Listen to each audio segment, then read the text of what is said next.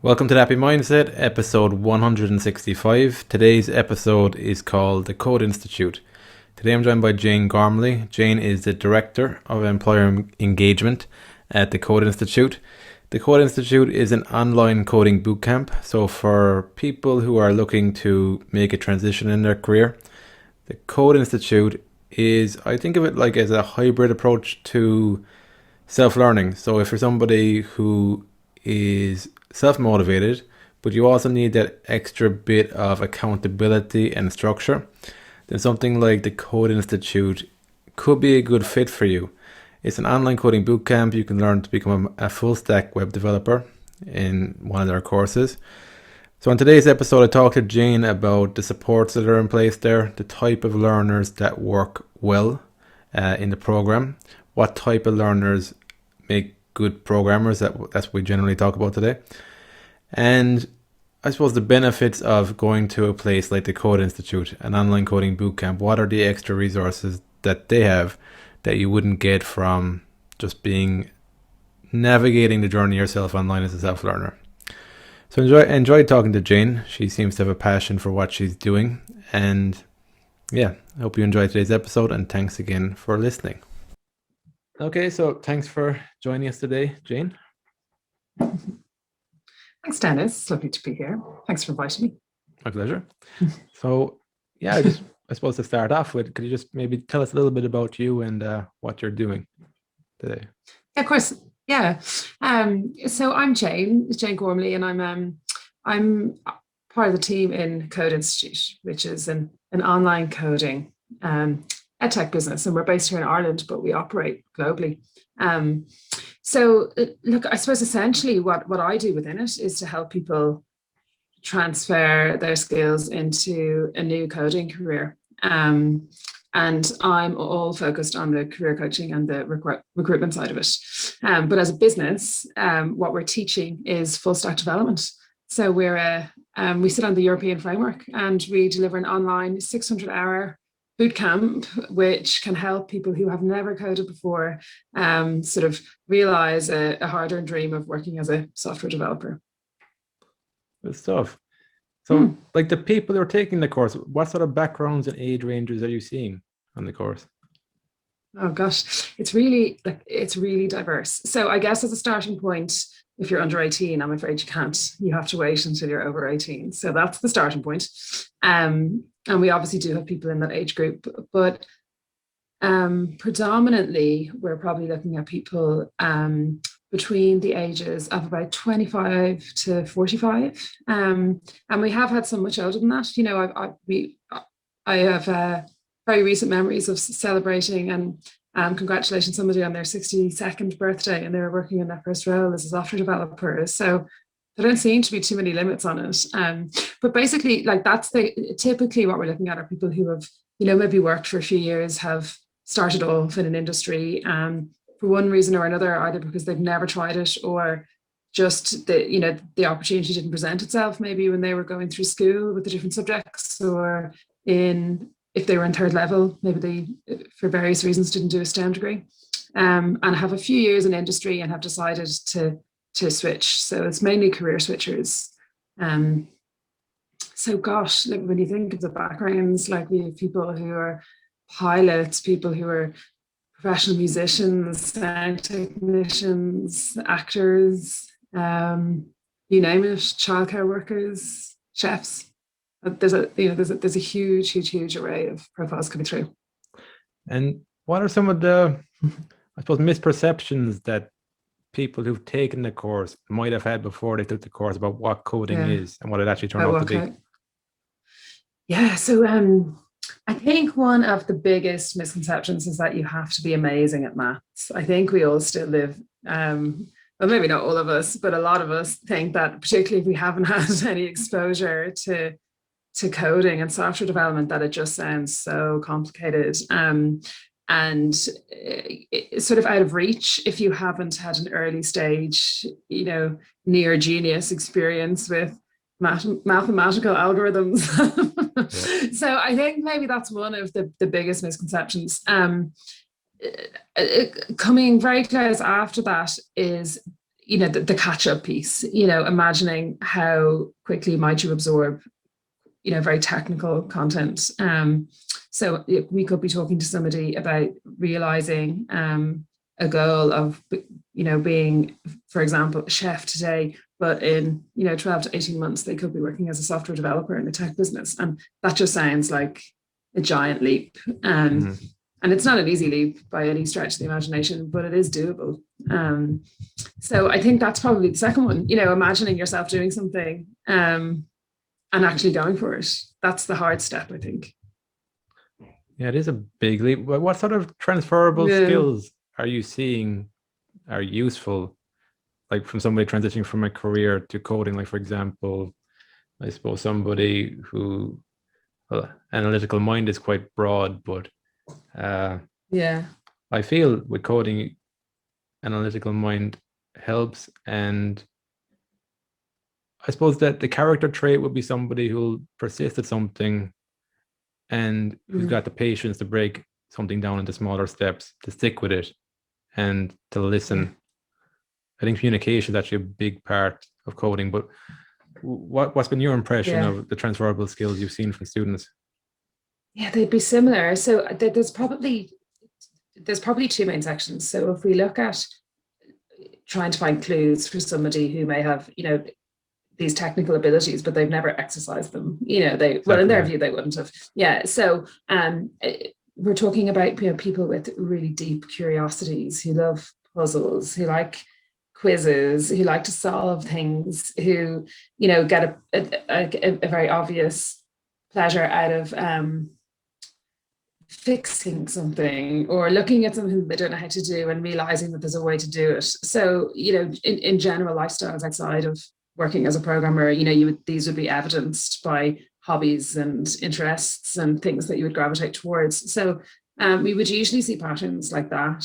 Then in terms of sort of habitual ways of approaching things, a certain level of consistency in sticking with something, even when it's hard sometimes. I mean, that's a character trait that will get you through a lot, not just coding. But yeah, like, when you see a problem, it might be very obviously easy to solve about halfway, to about halfway point, and then it gets very complex and you may have to kind of unravel it and start again, but repeatedly doing that. So I suppose when you have a little bit of evidence that people have done that in their lives, and then in terms of just straightforward getting hired, once you've acquired these skills, there's loads of softer skills, Dennis, that are so important when it comes to the recruitment bit, or working within an engineering team, or working within any company. So being able to articulate yourself quite well, or to be able to be taught how to do that if it doesn't come naturally. And listening skills are something I think that gets underrated very often. Communication skills sometimes are assumed to be all about talking, but very often it's about listening. Because you end up building the wrong thing if you don't listen. Yeah. That's why I've learned. You mightn't get very far. Yeah. Oh, I thought you said something else. Yeah. So yeah, like, I mean, just those, just like in any other job, there are certain skills that you must have, but there are behaviors that you must bring in order to do that successfully. Those behaviors are still looked for in a software development role. So I suppose that would kind of cover it off quite nicely. That's a good description. I think that they'd be overlooked there. I do think it's somebody who's into problem solving and gets I often find it's like there's frustration in the solving of the problem, but then there's such a release afterwards when you actually solve it that it's worth putting yourself through that. There's a certain type of person who enjoys that, I think, and other people don't enjoy that so much. Definitely. Some people will avoid it like the plague, and some people will embrace it. And if you're one of the people who embraces it, you should kind of see maybe you'll be able to apply it in this kind of a discipline. Yeah. So what would you say are the pros and cons to doing like a traditional computer science degree versus a boot camp like Code Institute? Boot camp. Yeah. Okay. So I suppose I never like to kind of position them as, against one another also. I don't want, I just want to be really clear on that. They're two really different ways of learning, first of all. So I suppose the number one thing that I would say is the flexibility that, our way of learning provides is a real enabler for people who are transitioning from one career to another. Like, this is a huge, huge, huge factor of why we're here and why we do it this way. And like, really basically and really like practically, what I mean by that is that a 4-year degree in any discipline is it's a huge time investment. For the majority of people, including myself, there's a short portion of your life where you have, let's face it, I suppose, the luxury of having 4 years to, be sort of relatively free of commitments and responsibilities and just embrace studying something. But I think it's totally unrealistic in the age that we live in to think that if you haven't done those 4 years at a very particular point in your life, that this career isn't open to you, or that any career like it isn't. So the flexibility there is one really big thing. And the speed, the speed requiring a certain amount of skills that will have you job ready is obviously a huge practical attribute. And then I suppose, taking those elements apart, there are ways that different people learn. And what our program is positioned very, very differently is the method of learning, the methodologies of learning. It's, you'll be coding from your first day with us. We consider you a coder on the first day that your program begins, and you're building projects. There are no exams. This isn't theoretical. It's exceptionally challenging. It's not easier than a more traditional way of learning, but it's very different. Like, it's very practical. It's very hands-on. There's no studying. You must produce. And so I would see it as a way to acquire skills, and to apply them in a professional environment. And then after that, it's lifelong learning. There are other ways that you certainly won't stop when you finish with us and land at a desk in a team and never learn anymore. You will continue learning your whole way through. But they would be I suppose, the core differences. You could talk about this for hours, but I think if I was just trying to summarize as quickly as possible, that would be the main difference. It's speed, access, and job readiness.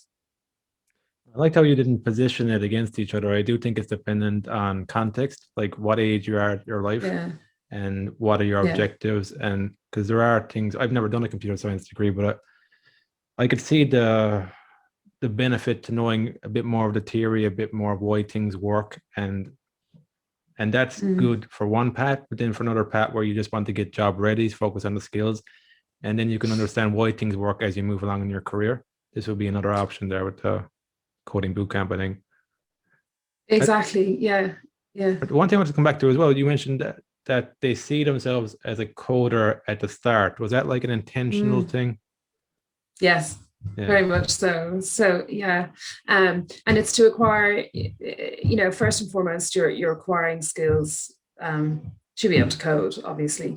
But there's also behaviors that, there's ways of learning. There's approaches and a sense of responsibility about producing code that you need time to get used to. And our business has been kind of structured. Well, our business are, the way that we teach has been structured to be quite similar to like a modern SaaS environment. We use Slack as our collaboration tool, where, in terms of teamwork and the production of work, it should feel like your first day as a coder, so that when you get out, it's not just that you've been sort of isolated and learning how to code, that you've been having to use different tools that are available, different people that are available, and to do so in a way that there's a process to. So that's why, like, it's not day one that you start learning lots of theory.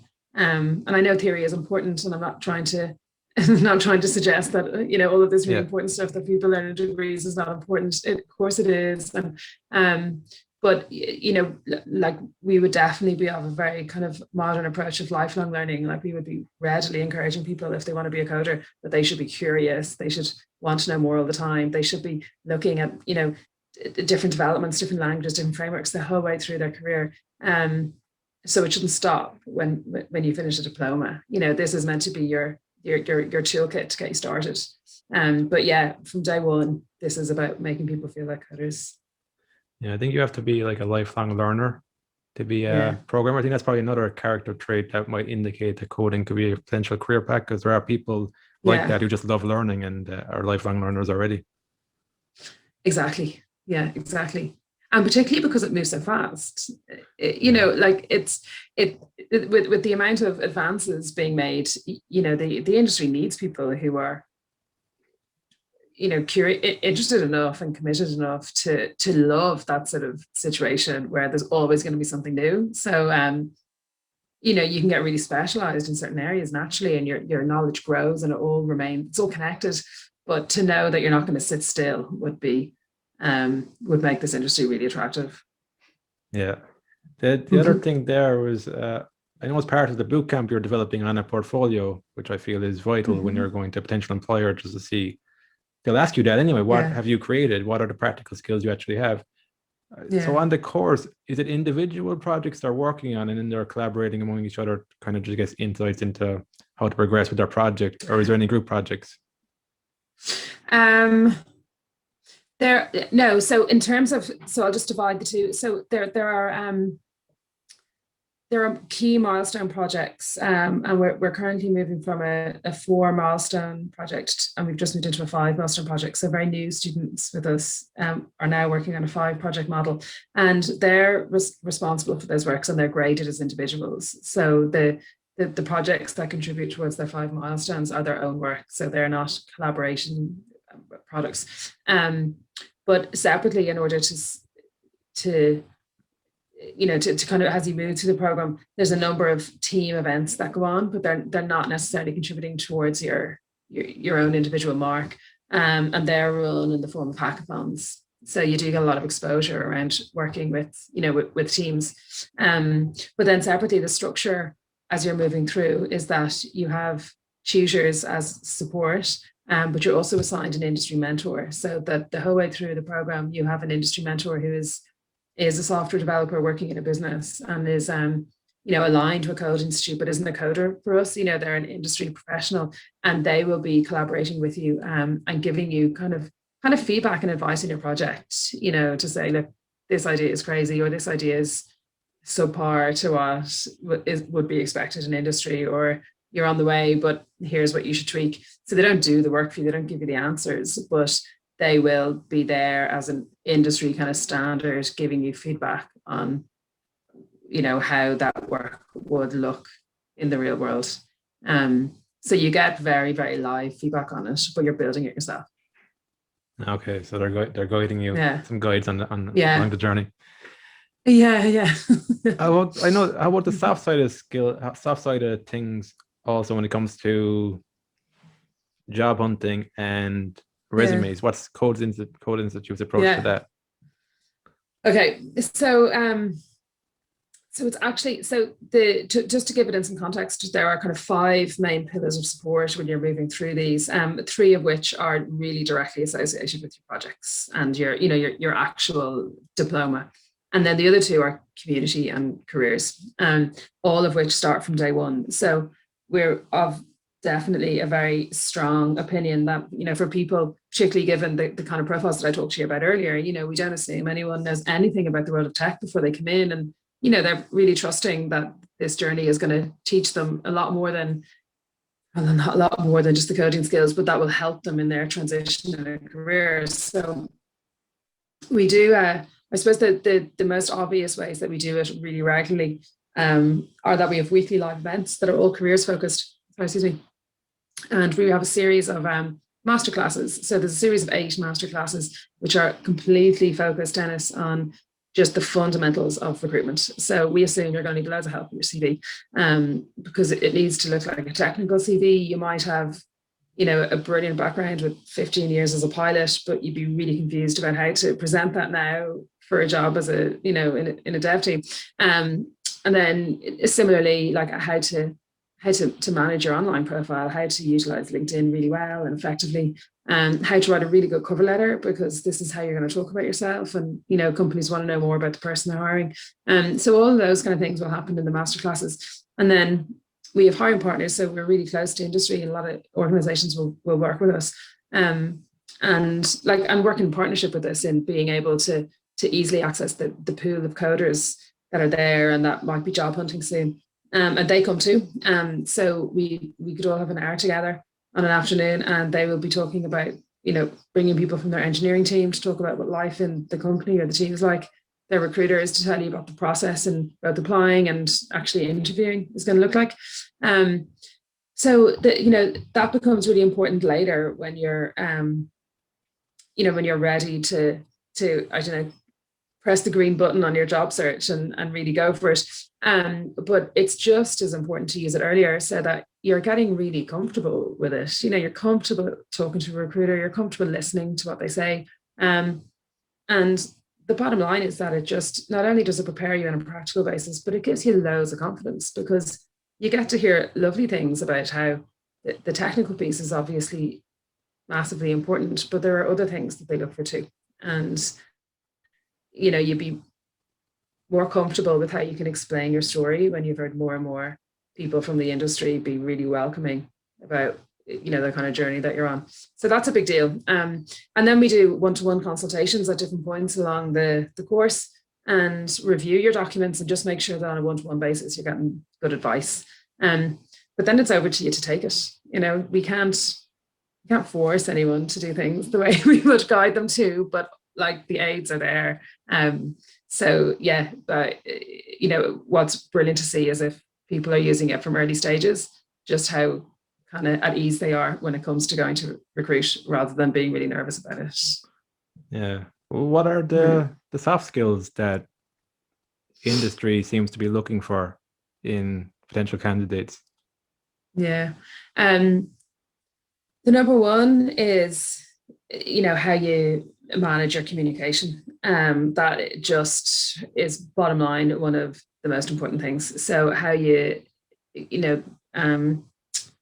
talk to people at an interview, how you are able to articulate yourself and your perspectives and your methods and your approaches to people, how well you know yourself becomes very evident at an interview.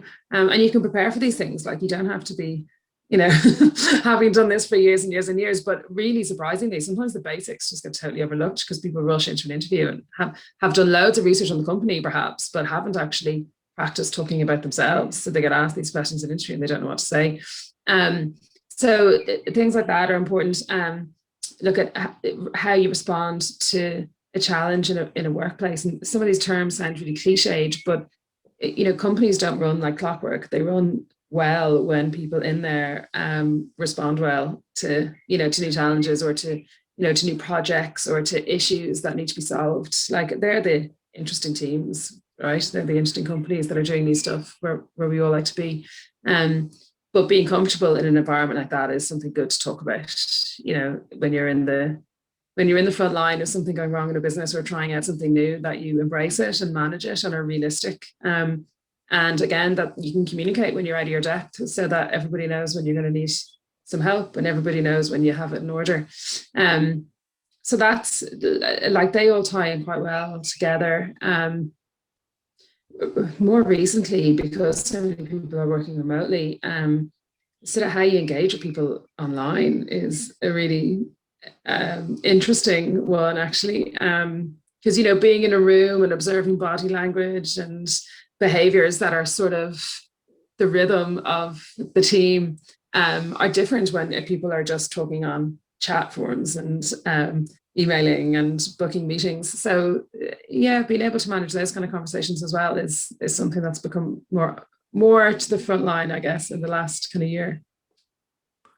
Is there any way you can work on that? Because I know with the chat, some of it comes down to you can assume intent or assume emotion in there that isn't actually there because you don't see the body language or the expression, the way it's communicated.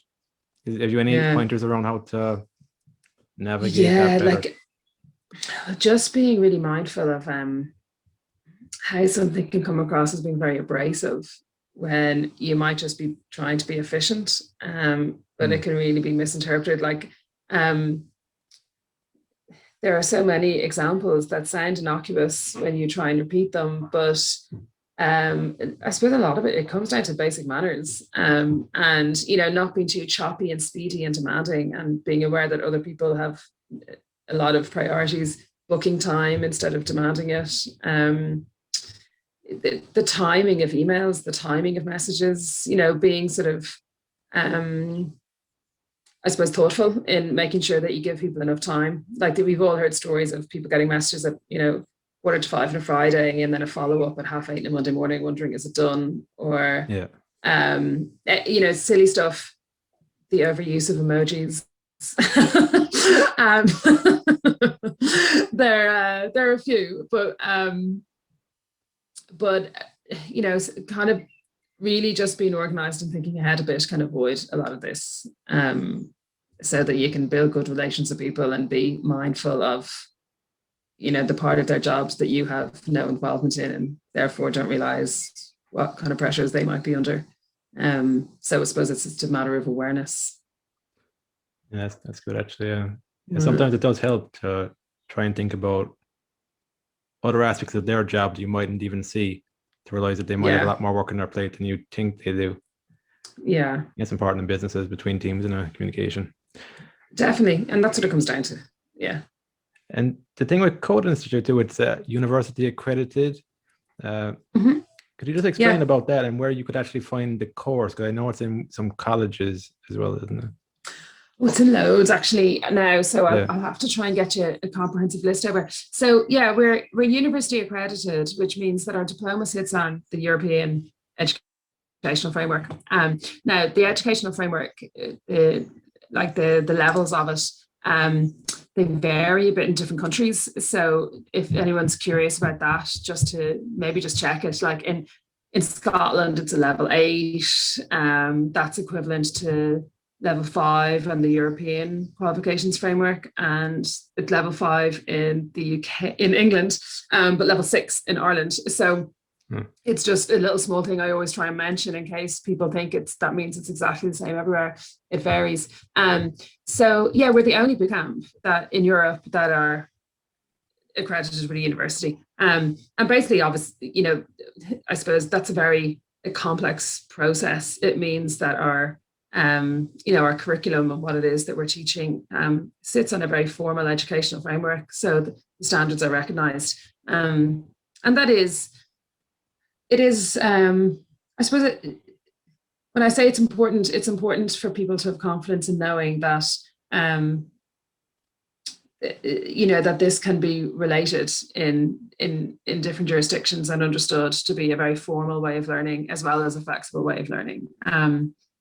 So that's kind of what that means. Yeah, I did find as like a self-learner that when I was looking at different options and stuff, one thing that would have come to mind for me is that, will the employer know the thing I've done? Will they actually be familiar with it? Because I think that can kind of add weight to your experiences, I guess, when it's something that's well known. Sorry, Dennis, someone just finished the room there. Can you give me 1 second? Yeah. Sorry, 1 second.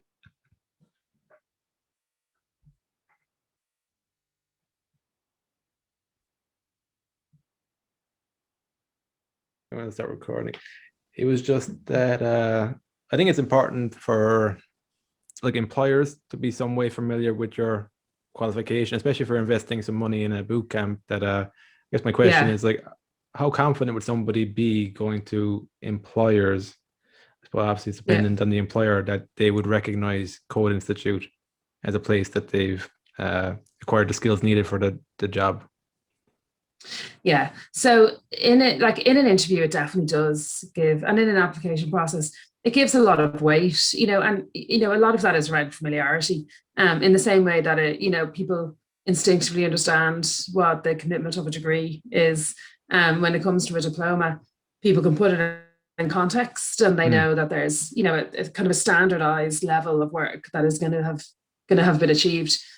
So it definitely gives a lot of confidence. It also gives a formality, which I think gives people a lot of assurances that they've attained it and they've earned it. And, the commitment is also kind of demonstrated in it also. So it's becoming increasingly so, because apart from anything else, that the complete shortage of people with these skills trying to be absorbed by the industry, it makes you a little bit easier to find as well if you've gone through kind of formal channels where they can locate you. And that's something that we've seen a lot more of as well, is the sort of the growing confidence in alternative kind of non-traditional learning methodologies as people move towards industry. Yeah, I think there's more of an acceptance. Like obviously it depends on the skill. Like you couldn't be a doctor by attending a boot camp, but like with things like digital skills, I think there's more of a flexibility around it. I think it also boils down to the fact that technology changes very quickly. And sometimes what you learned at university become redundant quite quickly. Like if you started learning a language that 4 years later wasn't really that popular anymore, or a framework, and yeah. Yeah, like I'd agree with that. Like there are like there is still definitely like a period of transition that we're going through, and I know that I certainly would never want to suggest that because what we're doing is new, it means that other ways of traditionally having done this are less important. New isn't always better. I'd hate. It's just new or something different. But there are huge practicalities here, and apart from the speed of getting from being a non-coder to being employed somewhere as a developer, just the industry, the growth, the opportunities that are there. Like universities can't provide the amount of numbers because there simply aren't enough universities. The speed of getting people through and out to industry, the numbers are miles away from each other. I mean, we're talking about 250 million new roles in the next 5 years on a global basis. Like it's just staggering. Most of them will probably go unfilled because there won't be enough people who can do these jobs yet. And it's constantly changing. So there's definitely just a much more modern approach to the fact that people can learn some now and get started as a junior and learn more and become a senior and learn more again and become a manager, and that this doesn't have to all happen in one chunk at the beginning of your career. It can happen over time, and you can work while it's happening. And I think that there's certainly some minds that are within businesses that are really committed to this and really aware of this and see the opportunity in it and the fairness in it as well. I think that's a big part of this. And others are a little bit behind, still would have very traditional roots into their roles. But it's a changing playing field at the moment, and there's a lot of opportunity there. Yeah, I think in some ways though you have to think a little untraditionally to be a coder solving difficult problems. Yeah, I suppose. Yeah. And I think somebody doing a boot camp or self-learner, there's also an element of self-motivation there that would have to go into that, to think outside the box a little, see your options. Like you're saying, there's a lot of people there in the course who are transitioning, so that means they're in a job and they're also studying on the side then, which shows a level of dedication there to doing something new and to sticking to it.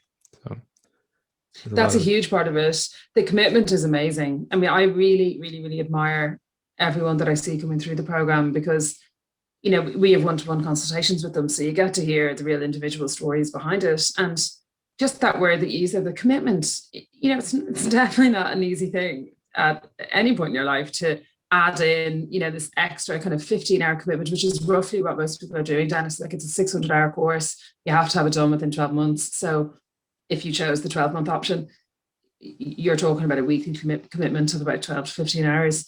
And that's a lot, between, whether you do or don't have a job, you do have a life and you do have family and you do have commitments. And if you also have another kind of 40 to 50 hours of work to fit in, that's a serious accomplishment. And it's a really challenging program. You've done something similar. You've absorbed these skills. It's not easy, and it's a lot of hassle. There are easier ways to spend your time over that year, but it's the result. There's nothing that can match that. The feeling of having earned it. Yeah, I think with programming, the beauty of it, and I suppose the difficulty of it, there's no getting around actually doing the work to get to a certain standard, to get that first opportunity. And to also stay in that first opportunity, because sometimes you might get the first job, but not actually stay in the job, but actually be able to swim. But I suppose my path was a little bit different, but it's the self-doubt can be crippling too. Like when you're taking an unconventional route and you have to still put in a lot of the work, but then you also don't have anything to fall back on. You haven't got a degree in computer science to get you in the door, and then you're kind of doubting yourself. And the imposter syndrome again is a thing that crops up. And that's a hard one to balance, because it's like we were talking before the call, there's like a Dunning-Kruger effect also, where you can be overconfident because you don't know what you don't know. So it's finding that balance there between not feeling like an imposter, but also not being like somebody who's overconfident in what they know. Yes, like you're right, the getting the balance right. And this is where I think that the having some support, having someone to, book in a call with, having someone to talk to about this who has seen, people do the same thing as you, is obviously hugely beneficial. And that's what I really like. This is what I really like with the webinars, because I think that the tech as well can be a bit intimidating from the outside looking in. It can look like a big bubble of, amazing intellectual, creative, advanced minds. And, just trying to work out where do you start if you're not in that really traditional route of going into like college, university, and then a grad program. And, the path, I'm not suggesting that makes it easy, but the pathways are well trodden, and it's, you kind of know what to do. So when they're not, you're kind of going it alone. And that's a really hard thing to do in any situation.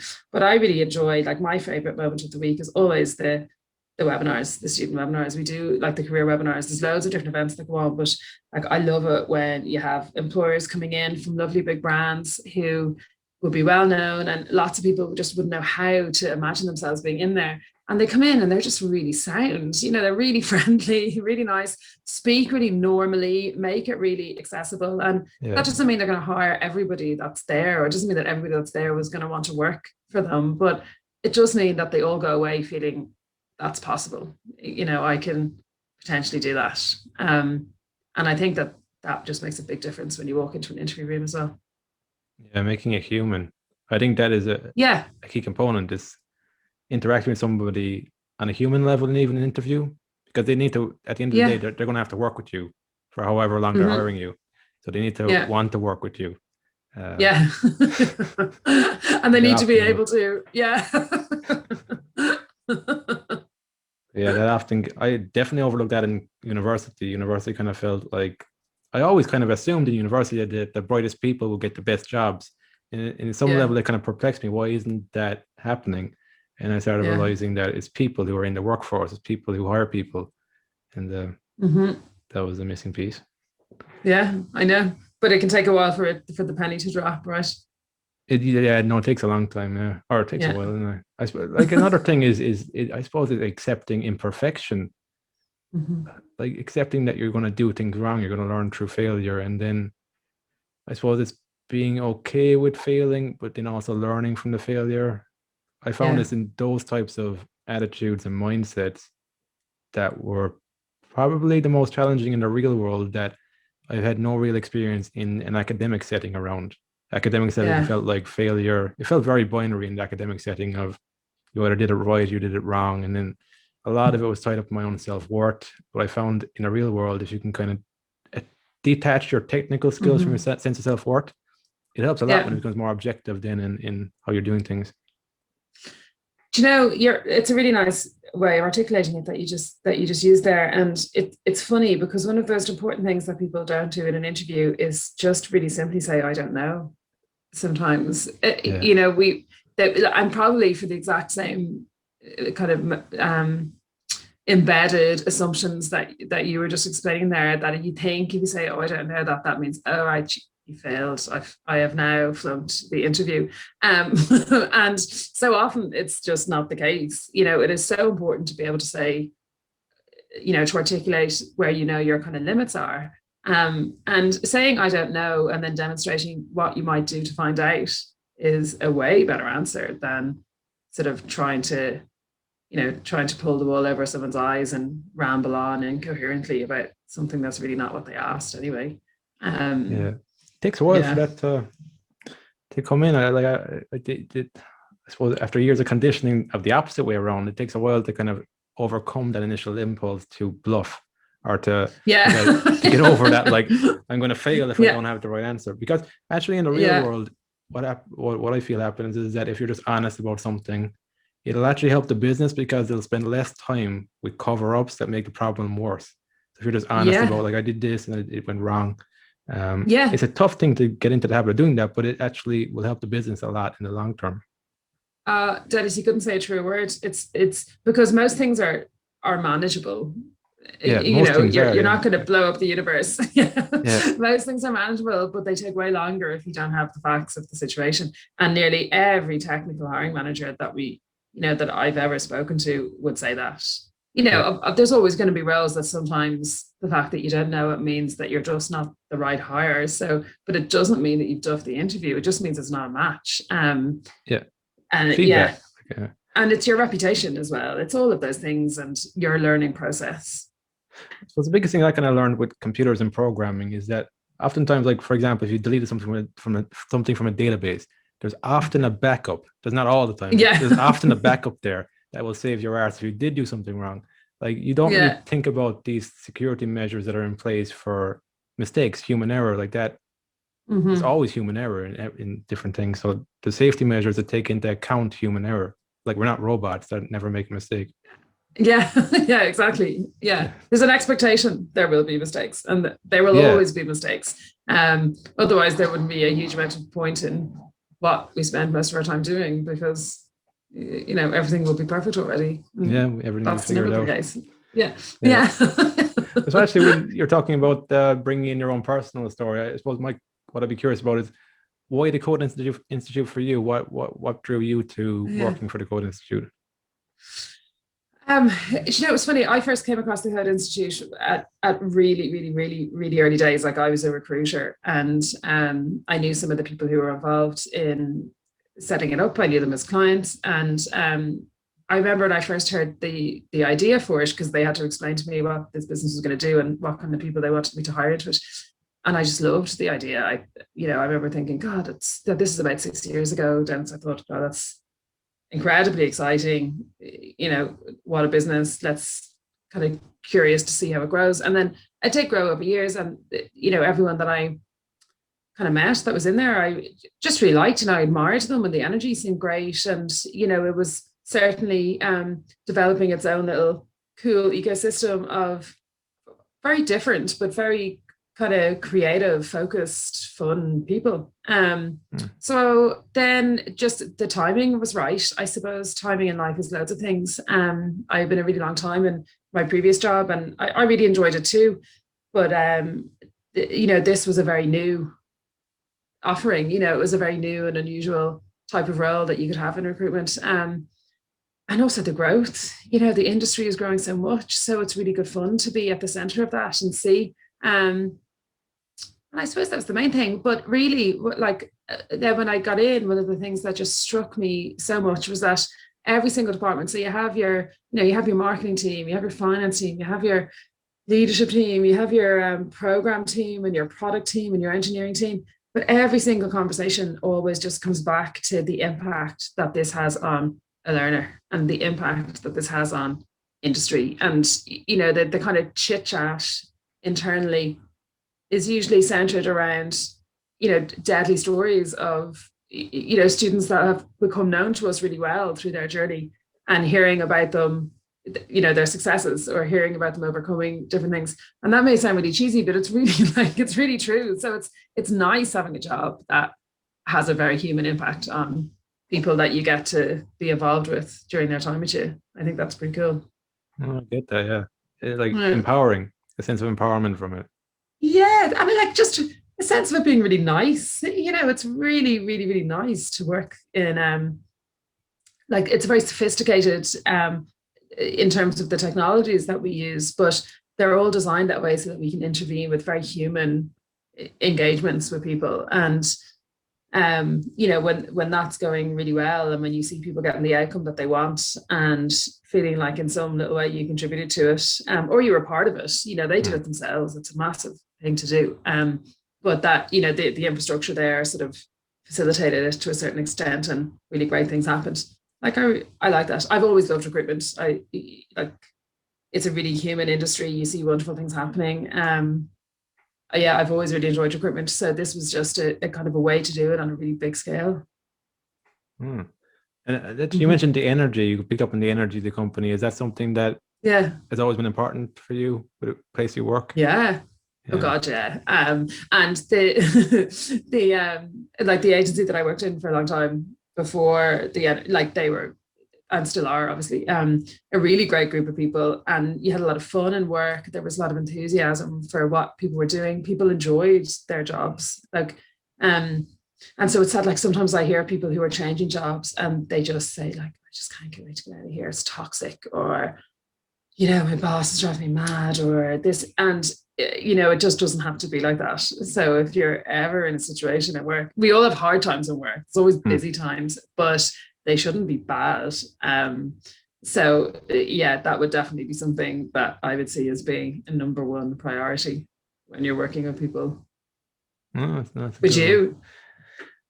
Uh, no, yeah, that's important. I suppose that's why I created this podcast and I've created what I'm doing here to get a sense of what I'm about, what the energy I want to put out into the world is. So for me, it's the Yeah. first been a discovery process of what is that energy that I want to put out. And then over time I get a feel for whether people are similar to that. Like I would believe that work isn't something that should be a chore. You should be finding work that's fulfilling. Doesn't mean it's easy, like it can be difficult, but it's like Yeah. there's an objective to the difficulty. You can see your skill level progressing. You can see that this is actually worthwhile doing. Uh, so yeah, for me, the energy to it is important. I suppose as a self-taught programmer, it's kind of getting your first opportunities, just trying to get some opportunities to begin with, and then getting a sense Mm-hmm. of what do you want here. I suppose that's why I do the podcast, to get clear on your values, get clear on where do you want to head with this. For me, education has always been a big thing for me. That's why I've done the Yeah. podcast, and then trying to figure it out as I go along with the writing and the coding. Where does this all fit together? It's kind of that exploration mindset. It's difficult, but Yeah. I know if I just keep pursuing this long enough, things will start to click in whatever way they're supposed to click. Mm-hmm. That's a kind of long-winded answer, but I found it, for me anyway, it wasn't a very. I suppose I kind of felt like I was institutionalizing away from like just the education system, focusing on a job and just theory. That I didn't put a lot of Yeah. thought into the human element, the connection, the energy, the Mm-hmm. feeling level of life wasn't focused a lot. It was more the intellect I focused on. Yeah.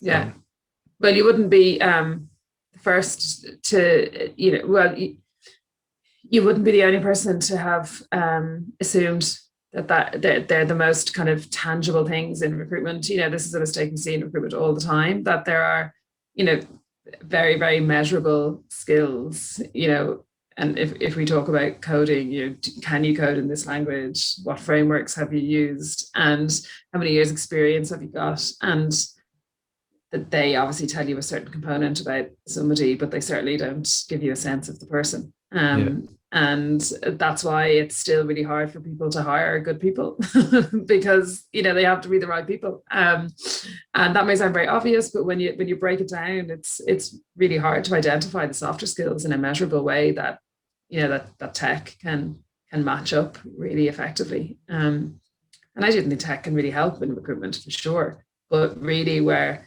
you see the kind of magic happening is in communities. We're seeing much more closed communities because people are getting so fed up of being peppered with stuff that they're actually not right for or not interested for. So yeah. yeah, companies spend a lot of time and thought and money on trying to keep a community close and trying to keep people who might be right for them at some point along their long life work journey, to be able to reach them and talk to them and communicate with them when they need to. Yeah. Yeah, it's funny. You're finding your tribe, I guess. It's Yeah. just makes it a lot easier. I suppose people are on the similar wavelength, similar values, pointing in a similar direction. It's yeah, I think that Yeah. helps. But I suppose the final question, I suppose, is Yeah. during the pandemic, I know a lot of people would have lost their jobs and they'd be thinking of upskilling. In terms of Yeah. financial resources, is there any kind of grants or any type of like financial aid, somebody who might be listening to this conversation, very interested in what Code Institute Yeah. does, but mightn't actually have the finances right now themselves to fund it? Is there any options? Yes. Yeah, there are lots of options actually. And I know that maybe people listening to this could be in a number of different locations. So I suppose the best way to centralize that is to go to our website and do the 5-day coding challenge, because that will just bring you in a particular direction. But here in Ireland, like we are one of the Springboard accredited courses. So if you register with Springboard, you will get regular updates of a whole bunch of courses, but we're there. So, there'll be regular intakes. So that's a really, really obvious one for anyone in Ireland looking at it. And then we also run different programs like with Kerry College and with Limerick Clare and different education training boards in different regions of Ireland. So again, just jump on our site and see. But then the interesting thing as well, Dennis, if people are in Ireland, you can also put in requests. So this is something that those of us don't know. You can put in requests to your local training board if there's something that you'd really like to do that they don't seem to have. So that's one thing. And then in other jurisdictions, like in the UK and in Sweden and in Germany, there are multiple different systems there, but there's a lot of finance behind the scenes in different ways that is state granted. So again, if a centralized way of finding out is to come to one of our admissions and just figure out the route from there is probably the simplest way to do it. Yeah, that makes sense. I'd say just go to your website and maybe contact you as well. Probably the quickest way, I guess. It probably would be, yeah. And just explain that from the outside, because we have a whole team of educational advisors who will make sure that they're kind of filtering people onto the correct paths as they speak to them. So that might be the best way to do that, depending on what jurisdiction you're in or the simplicity of it. If it's here in Ireland, everyone's familiar with Springboard. There's amazing courses on that, and I work really closely with a huge number of people who are working through the course via Springboard funding. So that would be a great way to start. Perfect. And then we do have finance options as well, if that's something that somebody wants to do. Yeah, I think what I kind of learned in my life is that if you've made a decision, there's always a way forward to do that thing. I think after that, there's always a way to make it work. If you're committed absolutely to it. Yeah, you're right. And there's loads of options of how to get onto this program.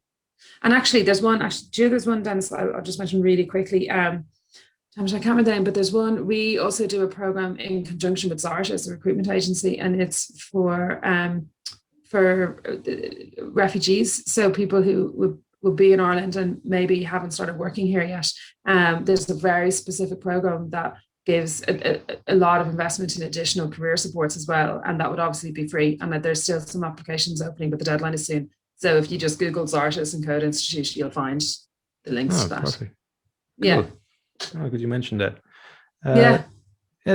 I suppose you have any final words of advice for somebody just thinking of following the path to become a computer or just become a computer programmer, or maybe do a Code Institute, but just somebody who's kind of in two minds. They're I suppose curious about coding. They don't know a lot about it. Do you have any advice for somebody like that? Yeah, like firstly, in terms of curiosity, always explore it. Like I don't mean always just sign up straight away, but go and explore it if it's something that you are curious about. And there will be tools online. Obviously, I'm really familiar with our one, which is a 5-day coding challenge. So for free, you can go and figure out if you can just start coding from zero with a very little amount of kind of time or a complicated investment. So go check it out and then decide. Don't avoid it if it's something on your mind. And then I suppose what happens on the other side, be prepared for a lot of work, but also a really exciting journey. Tech is it's a very creative industry. There's a lot of extremely warm, friendly, interesting people in it. Please don't go away and thinking that this is a really intimidating place to be. It's not. It's a really normal place to be. Really normal, nice people there. That I suppose that would be. There's a lot of opportunity. Just check it out. No matter what it is, I think people should always explore it and then make an informed decision of what happens next. But in 2 years' time, you could have a very different situation. Yeah, that's good. Short time, What I have learned from coding is that there's a lot of different types of people and a lot of interesting people in coding as well. People who are thoughtful, that they really think through things, and you can have good conversations with them. I think my perception of coding before I started doing it myself was just, I suppose, I know it's just in my head there was like an antisocial person who was good with computers Yeah. but not good with people. I didn't. I probably picked up from the movies, all that kind of stuff. But when I'd met somebody who helped me to code, that humanized it for me, and I realized this is a cool person with other interests outside of coding. It's not just coding he's interested in, and I think there's a lot of people like that within the industry that you wouldn't necessarily know of if you're not willing to look at this. I think. Yeah.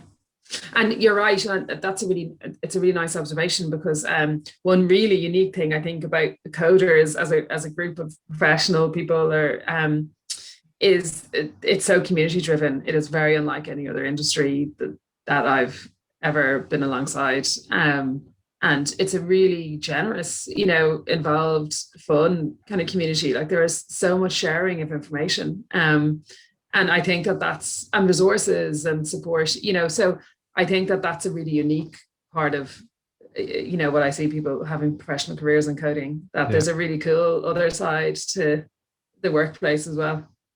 Yeah. Mhm. That's it. Jane, thanks for taking the Thank time out today to you. talk to us and tell us more about Code Yeah, not at Institute. all. Yeah, I really enjoyed it. It's nice to stop and reflect sometimes on some of Yeah. these things. Yeah, that was really good. So I hope it was helpful. No, very helpful. And yeah, for anybody who's interested in finding out more, I'll put a link in the show notes. So that's it. Cool. Thanks again for Thanks, listening. Mil. Until next time, have fun and enjoy the process.